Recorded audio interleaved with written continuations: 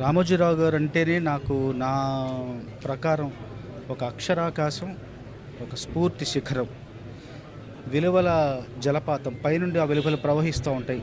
ఎన్ని సంస్థలున్నాయో, ఎంతమంది వ్యక్తులున్నారో అందరిలోనూ రామోజీరావు గారికి ఉన్న దీక్ష, పట్టుదల, ఆ అంకిత భావం, ఆ ఏకాగ్రత అన్నీ కూడా పైనుంచి ప్రవహించాయి.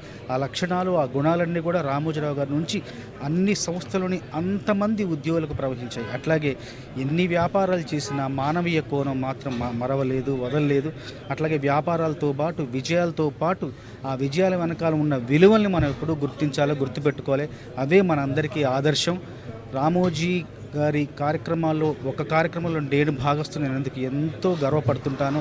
ఆయన చూపించిన దారిలో ఆయన ఆదర్శంగా తీసుకొని, ఆయన స్ఫూర్తిగా ప్రేరణగా తీసుకొని మరెంతో మంది ముందుకెళ్ళాలని, ఆయన తెలుగు భాష ఆత్మవిశ్వాసానికి ప్రతీక అని, ఆత్మవిశ్వాస పతాకాన్ని ప్రపంచవ్యాప్తంగా ఎగరేసిన గొప్ప ధీరుడని చెప్పేసి మనస్ఫూర్తిగా తెలియచేసుకుంటూ, ఆయన సంస్థలో ఒక భాగస్వామిని అయినందుకు ఎంతో గర్వపడుతున్నాను.